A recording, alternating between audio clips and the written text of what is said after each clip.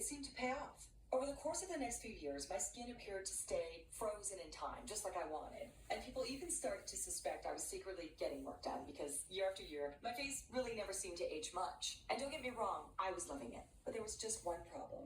When I began telling all my friends about these miraculous amino acids, they didn't see the same results. I mean, sure, their skin did look better, far better than it did when they were taking collagen. But while my appearance looked virtually unchanged since the day I started, over time, still wound up developing lines and wrinkles. And those who were already a bit older still kept going in for Botox and fillers every few months, because ultimately the amino acids weren't able to reduce the look of facial folds and sagging to the extent they'd hoped. This made me feel like a total failure.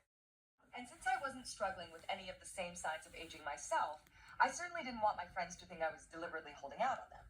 So once again, I decided to consult with Dr. Lippman to see if he had any idea why the combination of lysine, arginine, and proline worked so much better for me than it did everyone else. And after analyzing my nutrient levels and day-to-day activity, he came to a truly unexpected conclusion. I am not kidding. When he first told me, even I couldn't believe it. See, while amino acids are considered the building blocks of collagen, there's actually another nutrient that helps fuel its creation.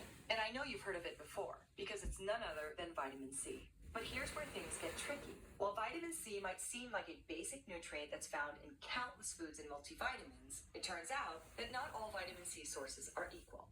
For example, due to some bad manufacturing practices, commercial supplements can be low-grade, diluted, or even absent from the formula entirely, without consumers ever knowing. And as for the vitamin C we get naturally through food, well, the sad reality is the widespread use of pesticides and industrial fertilizers left our soil so depleted at this point that many of the fruits and veggies we see in stores nowadays have a notably lower nutrient density than they did even 50 years ago. This is something very few people are aware of, but it's true and has been confirmed by a multitude of long-term studies.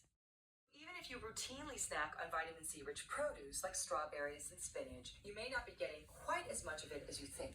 And if you're one of the many people who get their daily value of vitamin C from fruit juice, that actually poses an even bigger problem. Because while most juices do contain ample amounts of vitamin C, they're also extremely high in sugar. Yep, even the ones with no added ingredients. And guess what? Sugar isn't just bad for your waistline, it's also a leading destroyer of collagen proteins.